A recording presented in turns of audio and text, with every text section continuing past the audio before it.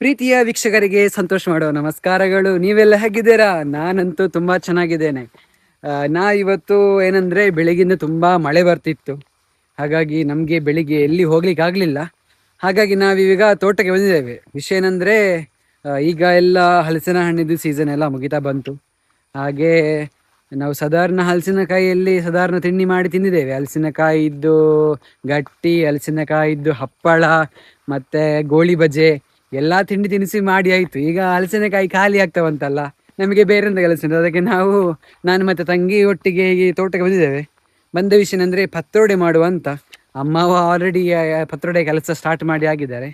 ಹಾಗೆ ನಾನು ಈಗ ಪತ್ರೊಡೆಗೆ ಎಲೆ ಬೇಕಲ್ಲ, ಸೊ ಪತ್ರೊಡೆಗೆ ಎಲೆಯನ್ನು ಹುಡುಕ್ತಾ ಇದ್ದೇವೆ ತೋಟದಲ್ಲಿ. ಹುಡುಕ್ತಾ ಸಿಗ್ಲಿಲ್ಲ. ಈಗ ನಾವು ಸಾಧಾರಣ ತೋಟಕ್ಕೆ ಬಂದಿದ್ದೇವೆ, ಹುಡುಕ್ತಾನೆ ಇದ್ದೇವೆ. ನೋಡುವ ಎಷ್ಟು ಸಿಗ್ತದಂತ. ಸಿಕ್ಕದ್ರಲ್ಲಿ ನಾವು ಇವತ್ತು ಪತ್ರೊಡೆಯನ್ನು ಮಾಡುವುದು. ತುಂಬ ಚೆನ್ನಾಗಿರುತ್ತೆ. ಎಲ್ಲ ವಿಡಿಯೋ ನೋಡಿ. ನಮ್ಮ ಮನೆಯಲ್ಲಿ ನಮ್ಮ ಅಮ್ಮನ ಸೀಕ್ರೆಟ್ ರೆಸಿಪಿ ಏನೆಲ್ಲ ಹಾಕ್ತಾರೆ, ಹೇಗೆ ಮಾಡುವುದು, ಹೇಗೆ ಸುಲಭವಾಗಿ ಈ ಪತ್ರೊಡೆಯನ್ನು ಮಾಡೋದನ್ನೆಲ್ಲ ನಾನು ಡೀಟೇಲ್ ಆಗಿ ಹೇಳ್ತೇನೆ. ಅಲ್ಲಿ ತನಕ ನನ್ನ ವಿಡಿಯೋವನ್ನು ಮೊದಲನೇ ಬಾರಿ ನೋಡಿದ್ರೆ ನನ್ನ ಚಾನಲ್ ಲೈಕ್ ಮಾಡಿ, ಶೇರ್ ಮಾಡಿ, ಮತ್ತು ಸಬ್ಸ್ಕ್ರೈಬ್ ಮಾಡಿ. ಮತ್ತು ಇನ್ನಿತರ ವಿಡಿಯೋಗಳು ನಿಮಗೆ ಮೊದಲನೇ ಬಾರಿ ಬರ್ತದೆ. ಮತ್ತು ಇನ್ನಷ್ಟು ವಿಡಿಯೋಗಳನ್ನು ನಾನು ಮಾಡ್ತಿರ್ತೀನಿ. ನನ್ನ ಚಾನಲ್ ಒಂದು ಸಪೋರ್ಟ್ ಮಾಡಿ. ಮತ್ತು ಈ ವಿಡಿಯೋನ ಕೊನೆ ತನಕ ನೋಡಿ. ಪತ್ರೊಡೆ ಎಲೆಗಳನ್ನು ತೆಗೆಯುವಾಗ ತುಂಬಾ ಜಾಗರೂಕತೆಯಿಂದ ತೆಗಿಬೇಕು. ನೋಡಿ, ಇದೊಂದು ಎಲೆ ಉಂಟು, ಇದು ಪತ್ರೊಡೆ ಎಲೆನೆ, ಆದರೆ ಇದು ಪತ್ರೊಡೆ ಹಾಕ್ಲಿಕ್ಕೆ ಆಗುದಿಲ್ಲ. ನೋಡಿ, ಇದರ ದಂಟು, ಈ ಎಲೆಯ ದಂಟು ಬ್ಲ್ಯಾಕ್ ಕಲರ್ ಇದೆ. ನೋಡಿ, ಬ್ಲ್ಯಾಕ್ ಕಲರ್ ಇದೆ. ಈ ದಂಟು ನಮಗೆ ಪತ್ರೊಡೆ ಮಾಡ್ಲಿಕ್ಕೆ ಆಗುದಿಲ್ಲ. ಅಂದ್ರೆ ಇದು ಬೇರೆ ಟೈಪಿದ ಜಾತಿಯ ಪತ್ರೊಡೆ ಎಲೆಗಳು, ಬಟ್ ಇದು ನಮಗೆ ಯೂಸ್ಗೆ ಬರುದಿಲ್ಲ. ಅದೇ ರೀತಿ ಇಲ್ಲಿ ಇನ್ನೊಂದು ಗಿಡ ಇದೆ ನೋಡಿ. ಈ ಗಿಡದಲ್ಲೂ ನಮಗೆ ಪತ್ರೊಡೆ ಮಾಡ್ಲಿಕ್ಕೆ ಆಗುದಿಲ್ಲ. ಸ್ಟೆಮ್ ಕಲರ್ ಗ್ರೀನ್ ಇದ್ರು, ಆದರೆ ಈ ಎಲೆ ಟೈಪ್ ಡಿಫ್ರೆಂಟ್ ಆಗಿದೆ. ಸೊ ಇದು ಎಲೆ ಸಹ ಪತ್ರೊಡೆಗೆ ಹಾಕ್ಲಿಕ್ಕೆ ಆಗುದಿಲ್ಲ. ನಿಮಗೆ ಕರೆಕ್ಟ್ ಆದ ಎಲೆ ಹಾಕುವುದು ಯಾವುದಂದ್ರೆ, ಅದರ ಸ್ಟೆಮ್ ಗ್ರೀನ್ ಇರ್ತದೆ, ಮತ್ತೆ ಅದರ ಎಲೆ ಸಹ ತುಂಬ ಹಸಿರಾಗಿ ಬರ್ತದೆ. ನೋಡಿ, ಇದು ಅದರ ಸ್ಟೆಮ್ ಅಂದ್ರೆ ಇದರ ದಂಟು ಹಸಿರಿರ್ತದೆ. ನೋಡಿ, ಇದು ಹಸಿರುಂಟು, ಮತ್ತೆ ಇದರ ಎಲೆ ಸಹ ಹಸಿರಾಗಿರ್ತದೆ. ಇದು ನಮಗೆ ಆಕ್ಚುಲಿ ಆಗಿ ಮಾಡುವಂತಹ ಬೇಕಾಗಿರುವಂಥ ಎಲೆ, ಪತ್ರೊಡೆ ಎಲೆ. ಇದನ್ನು ನಾವು ತೆಗೆಯುವಂಥದ್ದು. ಇದನ್ನು ಬುಡದಿಂದ ತೆಗಿಬೇಕು. ನೋಡಿ, ಈ ಥರ ತೆಗಿಬೇಕಂಥದ್ದು. ನೋಡಿ, ಈ ಥರ ಇರ್ತದೆ ಗಿಡ.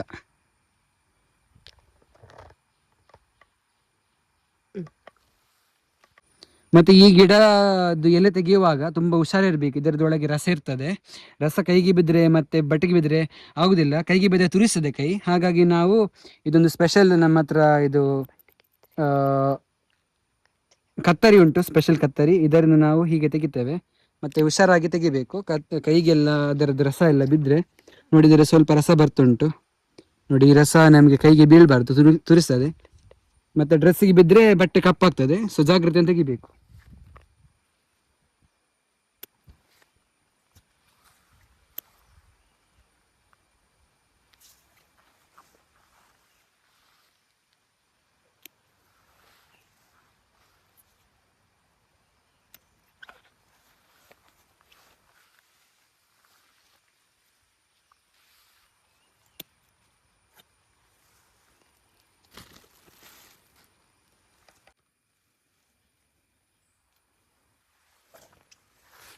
ಮತ್ತೆ ತೋಟಕ್ಕೆಲ್ಲ ಹೋಗುವಾಗ ಜಾಗ್ರತೆ ಮಾಡ್ಕೊಳ್ಳಿ. ಯಾಕೆಂದ್ರೆ ಈ ಟೈಮಲ್ಲಿ ಹಾವಳಿ ತುಂಬಾ ಜಾಸ್ತಿ ಇರ್ತದೆ.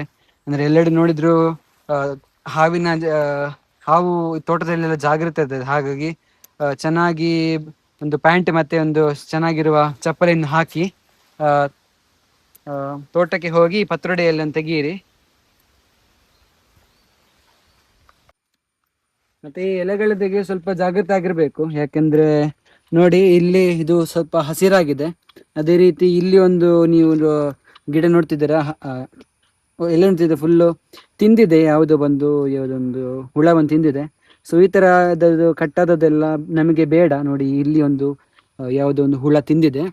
ಆ ಎಲೆಗಳನ್ನು ತೆಗಿಬಾರ್ದು. ನಮಗೆ ಸ್ವಚ್ಛಂದವಾಗಿರುವ ಹಸಿರಾಗಿರುವ ಎಲೆಗಳನ್ನು ತೆಗಿಬೇಕಾಗುತ್ತೆ. ನೋಡಿ, ಚಂದ ಚಂದದ ಎಲೆಗಿರ್ತದೆ. ಇದು ಆಗುದಿಲ್ಲ ನಮಗೆ. ಸೊ ನಾವು ಈ ಥರದ್ದು ಎಲೆ ತೆಗಿಬೇಕಾಗ್ತದೆ. ಚೆನ್ನಾಗಿರುವ ಎಲೆಗಳನ್ನು ತೆಗೆದ್ರೆ ನಮಗೆ ಇನ್ನೂ ರುಚಿಕರವಾಗಿ ಪತ್ರೊಡೆಯನ್ನು ಮಾಡಬಹುದು.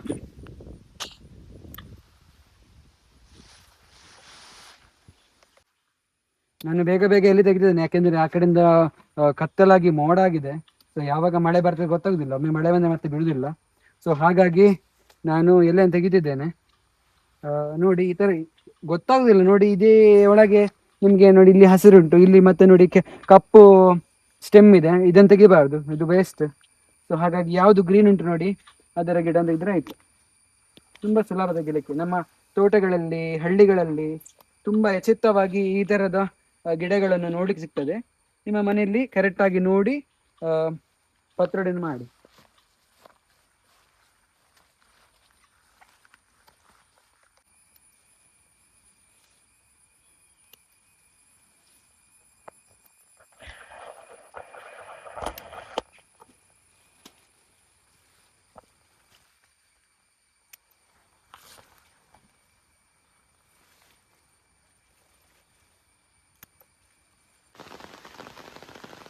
ನೋಡಿ ಆಲ್ರೆಡಿ ಮಳೆ ಬೀಳಿಗೆ ಸ್ಟಾರ್ಟ್ ಆಯ್ತು. ನಮ್ದು ಇನ್ನೂ ತೆಗೆದಾಗ್ಲಿಲ್ಲ ನೋಡಿ, ಇನ್ನು ತೆಗಿಲಿಕ್ಕೆ ಬಾಕಿ ಉಂಟು, ಬೀಳ್ತಾನೆ ಉಂಟು ಮಳೆ.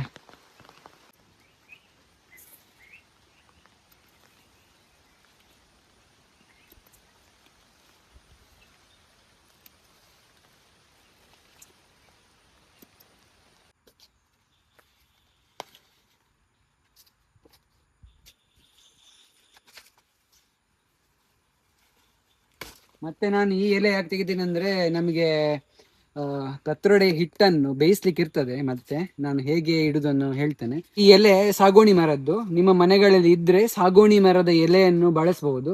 ಸೊ ಇದರ ಎಲೆ ನೋಡಿ ತುಂಬಾ ದೊಡ್ಡದಾಗಿದೆ, ಹಿಟ್ಟು ಕಲಸಿ ಬೇಯಿಸ್ಲಿಕ್ಕೆ ತುಂಬಾ ಚೆನ್ನಾಗಿ ಆಗ್ತದೆ. ನಿಮ್ಮ ಮನೆಗಳಲ್ಲಿ ಒಂದು ವೇಳೆ ಬೇರೆ ಎಲೆ ಇಲ್ಲಾದ್ರೆ ನಿಮಗೆ ಬಾಳೆ ಎಲೆ ಯೂಸ್ ಮಾಡಬಹುದು. ನಾವು ಈಗ ಯೂಸ್ ಮಾಡ್ತಿಲ್ಲ, ನಾವು ಆಲ್ರೆಡಿ ಸಾಗೋಣಿ ಮರದ ಎಲೆಗಳನ್ನ ಯೂಸ್ ಮಾಡೋದ್ರಿಂದ ನಮಗೆ ಬಾಳೆ ಎಲೆ ಅಗತ್ಯ ಬರುವುದಿಲ್ಲ. ನಿಮಗೆ ಬೇಕಾದರೆ ಯೂಸ್ ಮಾಡಬಹುದು. ನಾವು ಆಲ್ರೆಡಿ ತಂದ ಎಲೆಯನ್ನು ಒಳ್ಳೆ ಚೆಂದಾಗಿರುವ ನೀರಲ್ಲಿ ಕ್ಲೀನ್ ಮಾಡಬೇಕಾಗ್ತದೆ. ಟ್ಯಾಪ್ ನೀರು ಅಥವಾ ಬಿಸಿ ನೀರಲ್ಲೂ ಆಗ್ತದೆ ಸಾಧಾರಣ. ಅದರಲ್ಲಿ ಏನಾದರೂ ಉಳಿದ್ರೆ ಕಸ ಎಲ್ಲ ಇದ್ದರೆ ಒಳ್ಳೆ ಚೆಂದ ಕ್ಲೀನಾಗಿ ಬರ್ತದೆ. ಸೊ ನಾವು ಒಂದು ಟ್ಯಾಪ್ ನೀರಲ್ಲಿ ಒಳ್ಳೆ ಕ್ಲೀನ್ ಮಾಡಿ ಇಡ್ತಿದ್ದೇವೆ. ಅದನ್ನು ಮತ್ತೆ ಅದರದ್ದು ನೀರನ್ನು ಒಳ್ಳೆ ಇದರಲ್ಲಿ ಕ್ಲೀನ್ ಮಾಡಿದ್ರೆ, ಬಟ್ಟೆಯಲ್ಲಿ ಇಟ್ಕೊಂಡು ಕ್ಲೀನ್ ಮಾಡಿದ್ರೆ ಆಯಿತು. ಎಲೆಯನ್ನು ಚೆನ್ನಾಗಿ ನೀರಲ್ಲಿ ತೊಳೆದ ನಂತರ ನಾವು ಒಂದು ಒಳ್ಳೆಯವಾದ ಬಟ್ಟೆಯನ್ನು ಇಟ್ಕೊಂಡು, ಒಂದು ಚೆನ್ನಾಗಿರುವ ಬಟ್ಟೆ, ಶುಭ್ರವಾಗಿರುವ ಬಟ್ಟೆಯನ್ನು ಇಟ್ಕೊಂಡು ಅದನ್ನು ನಾವು ಚೆನ್ನಾಗಿ ಇದರ ನೀರನ್ನು ತೆಗಿಬೇಕಾಗ್ತದೆ. ನೋಡಿ ಈ ಥರ ಚೆನ್ನಾಗಿ ಕ್ಲೀನ್ ಮಾಡಿ ಒಂದರ ಮೇಲೆ ಒಂದು ಇಟ್ಟರೆ ಮತ್ತದು ನನಗೆ ಚೆನ್ನಾಗಿ ತುಂಡು ಮಾಡಲಿಕ್ಕೆ ಸಹಾಯ ಆಗ್ತದೆ.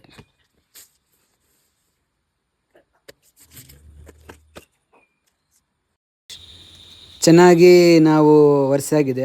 ಆದ್ದರಿಂದ ನಾವು 15 ಪತ್ರೊಡೆ ಎಲೆಯನ್ನು ಹೀಗೆ ಚೆನ್ನಾಗಿ ಫೋಲ್ಡ್ ಮಾಡಿ ಮತ್ತು ಅದನ್ನು ಮಿಡಲಲ್ಲಿ ಕಟ್ ಮಾಡಬೇಕಾಗ್ತದೆ ಈ ರೀತಿ. ಮತ್ತು ಮಿಡ್ಲಲ್ಲಿ ಕಟ್ ಮಾಡಿ ಆದಮೇಲೆ ಅದನ್ನು ಸಾಧಾರಣ ಎರಡನ್ನು ಒಟ್ಟಿಗೆ ಇಟ್ಟು ಸರಿಯಾಗಿ ಜೋಡಿಸಿ ಮತ್ತು ಅದನ್ನು ನಾವು ಗರಿಯಾಗಿ ಸಪೂರ ತುಂಡಾಗಿ ಮಾಡುವಂಥದ್ದು. ನೋಡಿ, ಹಿಡಿಯುವಾಗ ಸ್ವಲ್ಪ ಜಾಗ್ರತೆ ಆಗಬೇಕು, ಯಾಕಂದರೆ ಕತ್ತಿ ಬಳಸುವಾಗ ಕೆಲವೊಮ್ಮೆ ಕೈಗೆ ಬರ್ತದೆ. ಹಾಗೆ ಜಾಗ್ರತೆಯಿಂದ ಮೆಲ್ಲನೆ ತುಂಡು ಮಾಡಿ ಅದನ್ನು ಕಟ್ ಮಾಡಿ ಪಾತ್ರೆಗೆ ಹಾಕುವಂಥದ್ದು. ಈ ರೀತಿ ಕಟ್ ಮಾಡಿದ್ರೆ ನಮಗೆ ಟೇಸ್ಟನ್ನು ಜಾಸ್ತಿ ಆಗ್ತದೆ. ಕೆಲವರು ಬೇರೆ ರೀತಿ ತುಂಡು ಮಾಡ್ತಾರೆ, ಕೆಲವರು ಅದೇ ರೀತಿ ಡೈರೆಕ್ಟಾಗಿ ಅದಕ್ಕೆ ಹಿಟ್ಟನ್ನು ಹಾಕ್ತಾರೆ. ನಾವು ಈ ಥರ ಮಾಡೋದಿಲ್ಲ, ನಾವು ಈ ಥರ ಸಣ್ಣಾಗಿ ತುಂಡು ಮಾಡಿ ಅದನ್ನು ನಾವು ಪತ್ರೊಡೆಯನ್ನು ಮಾಡೋದಂಥದ್ದು. ನೋಡಿ, ಪತ್ರೊಡೆ ಎಲೆಯನ್ನು ಆಲ್ರೆಡಿ ನಾವು ಕಟ್ ಮಾಡಿ ಸೈಡಿಗೆ ಇಟ್ಟಿದ್ದೇವೆ. ಈಗ ನಮಗೆ ಬೇಕಾಗಿರುವಂಥದ್ದು ಮಂಗಳೂರಿನ ಕೆಂಪು ಅಕ್ಕಿ 750 ಗ್ರಾಮ್, ಮತ್ತು ನಮಗೆ ಬೆಳ್ತಿಗೆ ಅಕ್ಕಿ 250 ಗ್ರಾಮ್. ಟೋಟಲಾಗಿ ಇದು 1 kg ಬರ್ತದೆ. ಸೊ ಇದನ್ನು ನಾವು ಚೆನ್ನಾಗಿ ನೀರಲ್ಲಿ ಹಾಕಿ ಚೆನ್ನಾಗಿ ರುಬ್ಬಿ 4 ಗಂಟೆ ಅದನ್ನು ಚೆನ್ನಾಗಿ ನೀರಲ್ಲಿ ನೆನೆಸಿಟ್ಟು ಅದನ್ನು ನಾವು ಗ್ರೈಂಡರಿಗೆ ಹಾಕಿ ಚೆನ್ನಾಗಿ ಹಿಟ್ಟು ಮಾಡುವಂಥದ್ದು. ನೆನೆಸಿಟ್ಟ ಅಕ್ಕಿಯನ್ನು ಹಾಕಿ ಅದಕ್ಕೆ ನಾವು 8 ಬ್ಯಾಡಿಗೆ ಮೆಣಸು ಮತ್ತು 2 ಚಮಚ ಕೊತ್ತಂಬರಿ ಬೀಜವನ್ನು ಹಾಕಿ ಚೆನ್ನಾಗಿ ಒಂದು ಸ್ವಲ್ಪ ಹುಳಿಯನ್ನು ಹಾಕಿ ಚೆನ್ನಾಗಿ ಮಿಕ್ಸಿ ಅಥವಾ ಗ್ರೈಂಡರಲ್ಲಿ ಚೆನ್ನಾಗಿ ಹಿಟ್ಟನ್ನು ರುಬ್ಬಬೇಕು ಮತ್ತು ಸ್ವಲ್ಪ ಅದಕ್ಕೆ ನೀರು ಹಾಕಿ ಚೆನ್ನಾಗಿ ರುಬ್ಬಿ ಅದರ ಹಿಟ್ಟನ್ನು ಮಾಡಬೇಕು. ಈಗಷ್ಟೇ ತಯಾರಿಸಿಟ್ಟಂತಹ ಹಿಟ್ಟಿಗೆ ನಾವು ಆಗ ಕಟ್ ಮಾಡಿಟ್ಟಂತಹ ಪತ್ರೊಡೆಯ ಎಲೆಗಳನ್ನು ಚೆನ್ನಾಗಿ ಹಿಟ್ಟಿನೊಂದಿಗೆ ಚೆನ್ನಾಗಿ ಮಿಕ್ಸ್ ಮಾಡಬೇಕಾಗ್ತದೆ. ನೋಡಿ, ಚೆನ್ನಾಗಿ ಅದನ್ನು ಸರಿಯಾಗಿ ಮಿಶ್ರಣ ಮಾಡಬೇಕಾಗಿದ್ದರೆ, ಸರಿಯಾಗಿ ಮಿಶ್ರಣ ಆದರೆ ನಮಗೆ ಒಳ್ಳೆಯ ಸ್ವಾದಿಷ್ಟವಾದಂತಹ ಒಂದು ಪತ್ರೊಡೆಯನ್ನು ಸೇವಿಸಲಿಕ್ಕೆ ಆಗ್ತದೆ. ಆದ್ದರಿಂದ ಅದು ಚೆನ್ನಾಗಿ ಮಿಶ್ರಣ ಮಾಡಬೇಕಾಗ್ತದೆ. ನಿಮಗೆ ಎಷ್ಟು ಮಿಶ್ರಣ ಮಾಡಲಿಕ್ಕಾಗ್ತದೆ ಅಷ್ಟು ಮಿಶ್ರಣ ಮಾಡಿ ಆಗ ತಂದಿಂತಹ ಒಂದು ಎಲೆ ನಾನೇನು ತೆಗೆದಿಟ್ಟೆ ಆ ಎಲೆಯನ್ನು ಚೆನ್ನಾಗಿ ಕ್ಲೀನ್ ಮಾಡಿ ಅದಕ್ಕೆ ಈ ರೀತಿ ಹಾಕಿ ಅದನ್ನು 4 ಕಡೆಯಿಂದ ಚೆನ್ನಾಗಿ ಫೋಲ್ಡ್ ಮಾಡಬೇಕಾಗ್ತದೆ. ಈ ರೀತಿ ಫೋಲ್ಡ್ ಮಾಡಿ ಅದನ್ನು ಮಡಚಿ ಸಪ್ರೇಟಾಗಿ ಇಡಬೇಕು. ಇದೇ ರೀತಿ ಒಂದು ಎಲ್ಲ ಎಲೆಗಳಿಗೆ ಹಿಟ್ಟು ಮುಗಿಯುವಷ್ಟು ಹಾಕಿ ಚೆನ್ನಾಗಿ 4 ಸೈಡಿಂದ ಫೋಲ್ಡ್ ಮಾಡಿ ಚೆನ್ನಾಗಿ ಅದನ್ನು ನಾವು ಫೋಲ್ಡ್ ಮಾಡಿ ಇಡುವಂಥದ್ದು.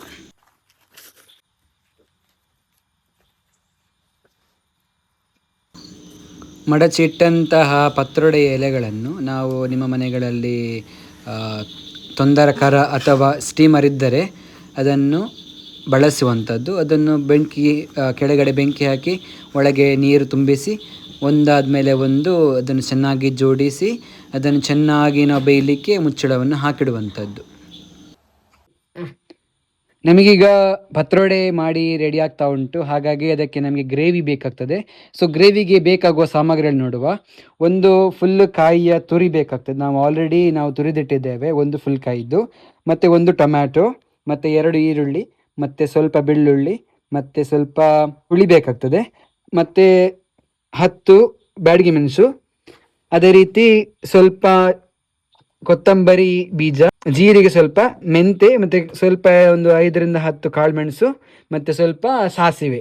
ಇದಿಷ್ಟನ್ನು ಚೆನ್ನಾಗಿ ನಾವು ಇಷ್ಟು ಸಾಮಗ್ರಿಗಳನ್ನು ಅಂದರೆ ತೆಂಗಿನಕಾಯಿ ತುರಿ ಮತ್ತು ಹುಳಿಯನ್ನು ಬಿಟ್ಟು ಮತ್ತು ಇಲ್ಲಿ ಎಲ್ಲ ಸಾಮಾನುಗಳನ್ನು ಬನಾಲೆಯಲ್ಲಿ ಚೆನ್ನಾಗಿ ಹುರಿದು ಮತ್ತು ಅದರ ಸ್ವಲ್ಪ ಪೇಸ್ಟ್ ಮಾಡಿ ತರಬೇಕು. ನೋಡೋಣ ಹೇಗೆ ಮಾಡೋದಂತ, ಬನ್ನಿ. ಮೊದಲಿಗೆ ಸಣ್ಣ ಬನಾಲೆ ಅಂತ ತೆಗೆದುಕೊಂಡು ಅದಕ್ಕೆ ಸ್ವಲ್ಪ ಎಣ್ಣೆ ಹಾಕಿ ಮತ್ತು ನಾವು ತೆಗೆದಿಟ್ಟ ಬಾಡಿಗೆ ಮೆಣಸನ್ನು ಚೆನ್ನಾಗಿ ಹುರಿಬೇಕು. ಚೆನ್ನಾಗಿ ಹುರಿದಾದ್ಮೇಲೆ ಅದು ಸಪ್ರೇಟ್ ಒಂದು ಪ್ಲೇಟಲ್ಲಿ ಹಾಕಿ ಮೆಂತೆ ಮತ್ತು ಕಾಳು ಮೆಣಸನ್ನು ಚೆನ್ನಾಗಿ ಹುರಿಬೇಕು. ಮತ್ತು ಕೊತ್ತಂಬರಿ ಹಾಕಿ ಚೆನ್ನಾಗಿ ಅದನ್ನು ಸರಿಯಾಗಿ ಮಿಶ್ರಣ ಮಾಡಿ ಅದನ್ನು ಒಂದು ಪಾತ್ರೆಯಲ್ಲಿ ಸಪ್ರೇಟಾಗಿ ತೆಗೆದಿಡಬೇಕು. ಅದೇ ನಾವೀಗ ಬಳಸಿದಂತಹ ಪಾತ್ರೆಯಲ್ಲೇ ಮತ್ತು ಅದನ್ನು ಹಾಕುವುದು. ಅದಾದಮೇಲೆ ಅದೇ ಬಾಣಲೆಗೆ ನಾವು ಉಳಿದ ಸಾಮಾನುಗಳನ್ನು ಹಾಕಿ ಚೆನ್ನಾಗಿ ಹುರಿಯುವಂಥದ್ದು. ಇದಿಷ್ಟು ಚೆನ್ನಾಗಿ ಹುರಿದಾದ್ಮೇಲೆ ಅದನ್ನು ನಾವು ಸಪ್ರೇಟಾಗಿ ಒಂದು ಪ್ಲೇಟಿನಲ್ಲಿ ತೆಗೆದಿಡಬೇಕಾಗ್ತದೆ. ಮತ್ತು ಅದೇ ಬಾಣಲೆಗೆ ನಾವು ಉಳಿದಂತಹ ಬೆಳ್ಳುಳ್ಳಿಯನ್ನು ಹಾಕಿ ಅದನ್ನು ನಾವು ಚೆನ್ನಾಗಿ ಹುರಿಬೇಕಾಗ್ತದೆ. ಚೆನ್ನಾಗಿ ಹುರಿದಾದ್ಮೇಲೆ ಅದರ ಬಾಣಲೆಗೆ ಸ್ವಲ್ಪ ನಾವು ಎಣ್ಣೆಯನ್ನು ಹಾಕಿ ಮತ್ತು ನಾವು ಉಳಿದಂತಹ ಎಲ್ಲ ಸಾಮಾನು ಅಂದರೆ ಈರುಳ್ಳಿ, ಟೊಮ್ಯಾಟೊ ಎಲ್ಲ ಚೆನ್ನಾಗಿ ಹಾಕಿ ಚೆನ್ನಾಗಿ ಬೇಯಿಸಬೇಕು.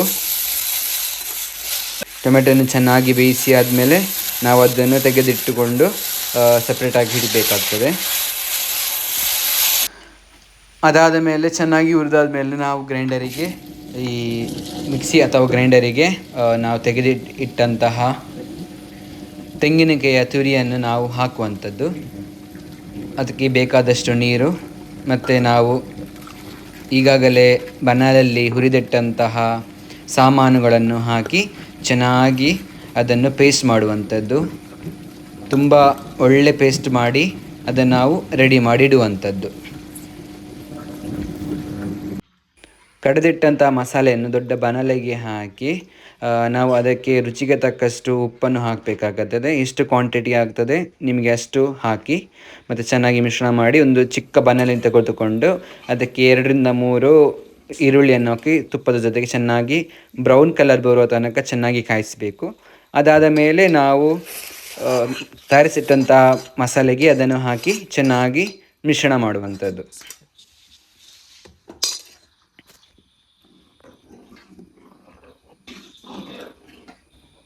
ಈಗ ಸರಿಯಾಗಿ ಮಿಶ್ರಣ ಆದ ಮೇಲೆ ನಾವು ಈಗ ಪತ್ರೊಡೆಯನ್ನು ತೆಗೆದು ಅದನ್ನು ನಾವು ಚೆನ್ನಾಗಿ ಚಿಕ್ಕ ಚಿಕ್ಕ ತುಂಡು ಮಾಡಬೇಕಾಗ್ತದೆ.